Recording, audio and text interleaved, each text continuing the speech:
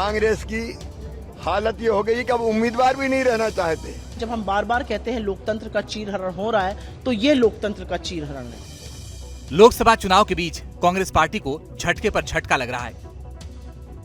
पहले सूरत से कांग्रेस उम्मीदवार का पर्चा रद्द हो गया और फिर दिल्ली कांग्रेस के अध्यक्ष अरविंदर सिंह लवली ने इस्तीफा दे दिया और अब मध्य प्रदेश में कांग्रेस के साथ खेला हो गया। इंदौर लोकसभा सीट पर भी सूरत की तरह ही खेला हुआ है। नामांकन वापसी के आखिरी दिन इंदौर से कांग्रेस उम्मीदवार अक्षय कांति बम ने अपना नामांकन वापस ले लिया। अक्षय का यह कदम कांग्रेस के लिए बड़ा झटका माना जा रहा है।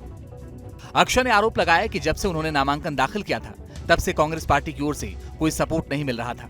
हालांकि कांग्रेस पार्टी अक्षय के नामांकन वापसी को बीजेपी की साजिश बता रही है और कह रही है कि देश में लोकतंत्र का चीरहरण हो रहा है।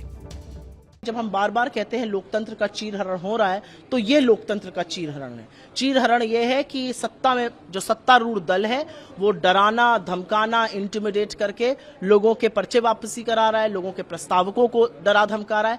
अगर ये लोकतंत्र का चीरहरण नहीं है तो लोकतंत्र का चीरहरण और क्या होगा। इंदौर लोकसभा सीट पर कांग्रेस की किरकिरी होने के बाद अक्षय बीजेपी में शामिल हो गए। मध्य प्रदेश सरकार में मंत्री और बीजेपी नेता कैलाश विजयवर्गीय ने ट्वीट कर अक्षय के बीजेपी में शामिल होने की बात कही। मध्य प्रदेश के पूर्व सीएम शिवराज सिंह चौहान ने तंज कसते हुए कहा कि कांग्रेस के अब उम्मीदवार भी नहीं टिक रहे हैं, वो चुनाव से पहले भाग जा रहे हैं। अब ये कांग्रेस है कि जिसके उम्मीदवार का भी भरोसा अब कांग्रेस में नहीं है, मोदी जी में है, भारतीय जनता पार्टी में है और इसलिए उन्होंने कांग्रेस छोड़ दी, क्योंकि कांग्रेस देश को विनाश की तरफ ले जा रही है। माना जा रहा है कि अक्षय के नाम वापस लेने के बाद बीजेपी उम्मीदवार शंकर लालवानी के लिए चुनावी मैदान में किसी तरह की चुनौती नहीं बची है, यानी उनकी जीत की राह आसान हो गई है। मैंने पहले ही कहा था कि मध्य प्रदेश पूरा मोदीमय हुआ है और वर्तमान के समय में तो पूरे देश में प्रचंड आंधी चल रही, खासकर मध्य प्रदेश में कांग्रेस ने घुटने टेके हैं। कांग्रेस के साथ हमारे मध्य प्रदेश के अंदर समाजवादी पार्टी ने घुटने टेके, वो लड़ना नहीं चाहते हैं। अक्षय कांति के नामांकन वापसी के बाद सूरत और दिल्ली कांड की भी चर्चा हो रही है। गुजरात की सूरत लोकसभा सीट से कांग्रेस उम्मीदवार नीलेश कुम्हाड़ी का नामांकन रद्द हो गया था। इसके बाद अन्य 8 उम्मीदवारों ने भी अपनी उम्मीदवारी वापस ले ली थी, जिसके बाद बीजेपी उम्मीदवार मुकेश दलाल निर्विरोध सूरत से सांसद चुन लिए गए थे। इसके बाद अरविंदर सिंह लवली ने दिल्ली कांग्रेस अध्यक्ष पद से इस्तीफा दे दिया था। जानकार मानते हैं कि लवली के इस्तीफे से दिल्ली के सिख बाहुल क्षेत्रों में कांग्रेस आप गठबंधन को नुकसान पहुंच सकता है। जब आप अपरिपक्व लोगों को बैठा देते हैं किसी पद पे, मैंने कहा चुनाव का मतलब ये होता है कि अगर कोई अपनी टिकट कट जाने से नाराज है तो उसको मनाने की कोशिश होनी चाहिए, निकालने की नहीं होनी चाहिए।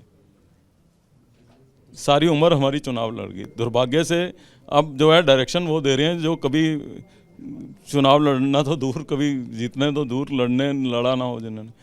तो बेसिकली ऑर्गेनाइजेशन का काम होता है कि जो नाराज लोग हैं उनको मनाएं। अब सवाल ये कि क्या वजह है कि एक-एक कर कांग्रेस के सिपाही पार्टी का साथ छोड़ रहे हैं और वरिष्ठ नेताओं को इसकी भनक तक नहीं लग पा रही है। जानकार मानते हैं कि इसकी सबसे बड़ी वजह है कांग्रेस पार्टी में एक परिवार का पावर सेंटर में होना। पार्टी में गांधी परिवार के अलावा किसी की नहीं चलती है।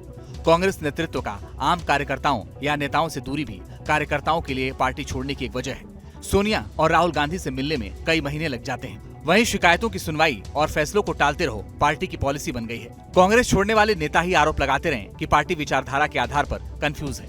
जानकार मानते हैं कि राहुल गांधी नई विचारधारा लेकर आए, लेकिन वो लेफ्ट से ज्यादा प्रभावित है।